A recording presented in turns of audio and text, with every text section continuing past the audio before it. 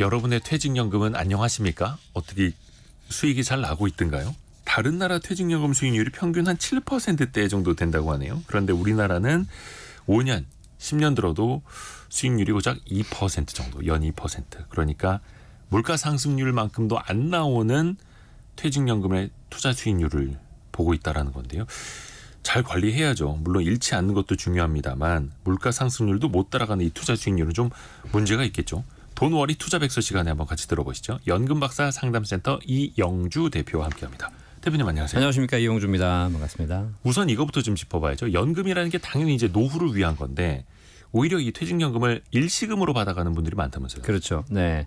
사실 연금으로 받으라고 만들었는데 그렇죠. 뭐 여러 가지 사유로 인해서 그 연금을 안 받고 일시금 받으신 분들이 굉장히 많습니다. 뭐 수익이 낮은 것도 굉장히 큰 이유겠죠. 네. 일단 제가 그 통계들을 보니까 2023년도에 퇴직연금 수급을 시작한 IRP 계좌. 네. 요즘은 퇴직금을 다 IRP를 받아서 거기서 받는 거잖아요. 네. 53만 개의 계좌라고 합니다. 이 중에서 일시금을 선택한 계좌와 연금을 받는 계좌를 분석해 보니까 일시금 받는 비율이 89.6%. 89.6%요? 10명 중에 9명은 다 일시금 받고. 이거 연금으로 제도를 만들어놨는데 그 네. 일시금으로 받아요? 연금으로 받는 사람은 10.4%밖에 안 되는 거죠. 10명 중에 1명밖에 안 된다고요? 네. 연금을 연금으로 받는 게 10명 중에 1명. 그렇죠. 근데 뭐 여러 가지 이유가 있습니다. 일단 지적하신 대로 수익률이 너무 낮아서 굳이 그 안에서 운영하는 게 의미 없는 분도 계시고요. 네네.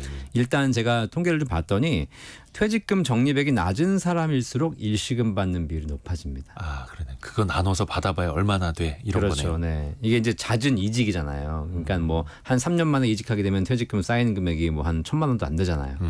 그러니까 이거 뭐 나중에 노후에 받아봐야 뭐해. 뭐 수익도 내기 힘든데 그냥 사다 여행이나 다니자. 그럴 뭐 수도 이런 게 있겠네요. 있습니다. 실제로 일시금 선택한 계좌에 적립금 받더니 평균 1,600만 원에 불과했고요.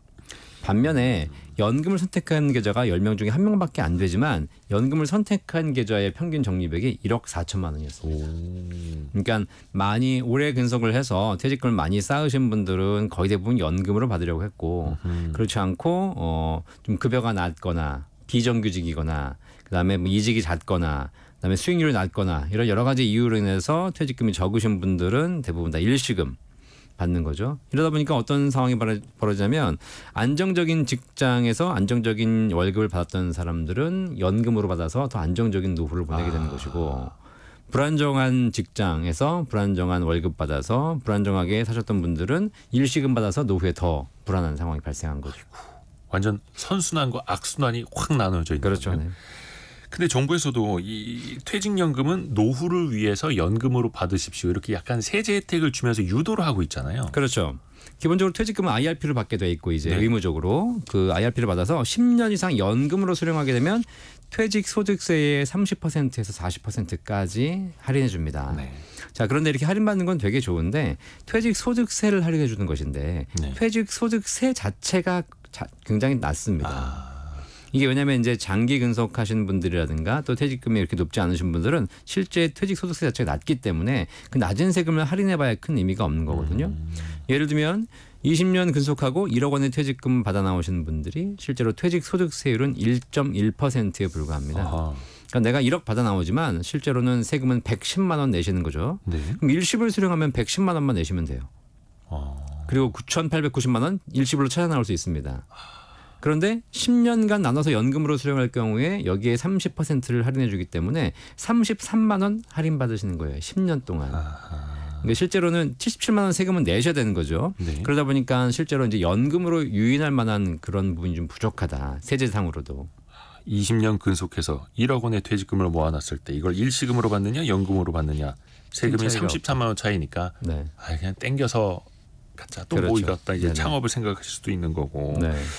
아이고 또 하나가 개인형 퇴직연금 그 IRP 있지 네. 않습니까? 네. 근데 여기서 수익이 나면은 절세할 수 있는 그런 효과도 있지 않습니까? 그렇죠. 일시금 찾지 않으시고 IRP에서 운용하셔가지고 나중에 연금으로 받을 때 이제 수익이 발생하잖아요. 네. 그러면 그 수익을 발생하게 되면 거기에 대해서 절세 효과가 또 있습니다. 퇴직금을 실제로 IRP 운용하게 되면 수익 발생한 것에 대해서 연금 소득세를 과세하거든요. 네. 그러면 한 5.5에서 3.3% 저율 과세가 가능합니다. 자, 그런데 내가 만약에 IRP에서 운영하지 않고 그걸 그냥 밖에서 운영했다. 혹은 네. 인출해서 따로 운영했다라고 했을 경우에는 우리가 이자나 배당이 발생했을 경우에는 15.4% 원천 징수하지 않습니까? 그렇죠. 그리고 이것이 연간 2천만 원 초과하게 되면 종합소득 합산과세가 됩니다. 네, 세율이 올라가죠. 그리고 해외 펀드나 해외 ETF 투자했을 때 양도소득세는 22% 매매 네. 차익에 대해서 세금을 내야 되지 않습니까? 네. 자, 그런데 이 모든 것이 IRP에서 운용해서 수익이 발생하게 되면 실제 15.4% 22%를 내는 것이 아니라 연금으로 받았을 때 연금소득세 5.5%에서 3.3% 저율과세가 가능하기 때문에 사실 절세 효과가 있는 것이죠. 물론 이거는 이제 노후에 연금으로 받을 때. 그렇죠. 반드시 연금으로 받으셨을 때. 근데 이제 여기서 또 어떤 특징이 있냐면 일단 국내 펀드나 국내 ETF는 일반 계좌에서 투자하는 것은 비과세입니다. 그런데 연금 펀드나 IRP에서 투자하시게 되면 이거는 또 5.5% 세금을 내셔야 되기 때문에 아하. 오히려 국내 투자는 IRP가 불리한 점이 있고요. 네. 그다음에 사실 뭐 아까 처음에도 지적하셨지만 사실 이 모든 것이 수익에 대해서 절세 혜택을 주는 것이기 때문에 뭐 전제 조건이 있어요. 수익이 나야 돼요. 수익이. 수익이 안 나면 사실상 절세가 의미가 없는 이런 문제가 발생하고 있는 것이죠. 그러네요. 수익이 난 것에 대해서 절세 효과를 찾아야 되는 거니까. 네. 근데 앞에서도 이제 말씀을 드렸습니다만, 아이고 이 연금계좌 수익률이 부진하잖아요. 그렇죠. 실제로 지금 전체 IRP 퇴직연금계좌의 그 비중을 보니까 90% 가까이가 정기 예금으로 운영하고 있습니다. 그러다 보니까 실제 퇴직연금계좌의 최근 5년 또는 10년간 연환산 수익률을 조사해봤더니 최근 5년간 연환산 수익률이 2.35%, 10년치는 더 낮습니다. 2.07%. 거기에 딱 예금 수익률 정도 나오죠. 그렇죠. 거의 대부분 정기예금 있다 보니까 수익률이 2%에 불과하고요. 그나마 이제 이제 작년에 주식시장이 약간 좋아지면서 조금 회복된 것이고 이게 별로 이렇게 좋지 않았다는 거죠. 그런데 반면에 똑같은 연금인데 국민연금. 네. 국가에서 운영하는 국민연금의 2017년부터 2021년까지 5년간 연평균 수익률을 보니까 연 7.63% 수익이 나왔어요. 예. 거의 5% 넘게 차이가 나는 거잖아요. 이러다 보니까 이걸 굳이 그냥 뭐 내가 IRP에서 운용하는 것을 그냥 뭐 개인 뭐 은행이나 뭐 증권사 이렇게 운영사에 맡기는 것보다 국민연금에 맡기는 게 더 나은 거 아니냐 이런 이야기도 좀 나오고 있습니다. 예를 한번 들어보면 월 급여 400만 원 받는 분이 연간 연봉으로 한 5천만 원 되는 거죠. 30년간 퇴직연금에 가입했다고 가정했을 때 네. 30년간 원금은 1억 2천만 원 들어갑니다. 네. 그런데 수익률을 2%인 경우와 7%인 경우를 비교해 봤더니 수익률 2%로 30년간 운용하게 되면 30년 후에 퇴직금은 원리금이 1억 6천만 원이에요. 거의 그냥 물가 오르는 것만큼이나 따라갈까 그렇죠. 말까 하는. 네, 뭐 30년간 4천만 원 이자 붙은 겁니다. 그런데 7%로 운용했더니 원리금이 4억 원이 됩니다. 4억. 무려 2.5배의 차이가 나는 것이죠. 자, 이게 뭐 수익률이 더 낮다라는 것보다 이게 퇴직연금이 노후자산이지 않습니까? 네. 그러면 내가 2%로 운영하는 것과 7%로 운영하는 것 차이가 내 노후 생활이 2.5배 더 윤택해진다는 거예요. 그렇죠. 물론 뭐 손실 가능성도 있습니다만 결국은 투자를 빼놓으면 안 된다. 예금 위주로만 가서는 사실상 그렇죠. 뭐 물가 상승률 따라가기도 벅차다라는 건데 네. 또 이게 투자가 이게 어렵잖아요. 네, 자신 맞아요. 없어 하시는 분들도 네네. 많고 그 퇴직연금 디폴트 옵션 제도라는 것도 생기지 않았습니까? 그래서 작년에 시행되었죠. 예. 그래서 이제 그 여러 가지 그 확정 기여형하고 또 개인형 퇴직연금 IRP 가입하신 분들에게 사전 운용을 지정할 수 있는 거. 그러니까 이렇게 운용해라고 사전에 지정해 놓는 그런 제도를 시행했거든요. 그래서 이제 실제로 운용 지시를 하지 않아도 초반에 운용 지시를 한 대로 그대로 운용할 수 있도록 하는 디폴트 옵션 제도를 시행했습니다. 근데 하지만 실제로 시행하고 보니까 대부분 다 저위험 자산 중심으로만 하고 있고요. 네. 대부분 다 정기예금 중심으로만 하고 있다 보니까 이 제도가 사실 유명무실해졌죠 지금. 아하.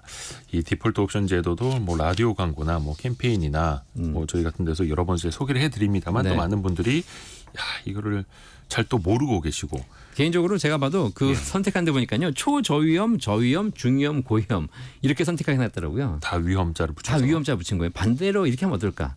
고안전, 중안전, 저안전, 초저안전 뭐 이렇게 하면 다 안전한데 예. 제일 안전한 거, 좀 덜 안전한 거 이렇게 하면 오히려 좀 사람들이 약간 위험 자산을 편입할 수 있지 않을까라는 또 생각도 해봤습니다.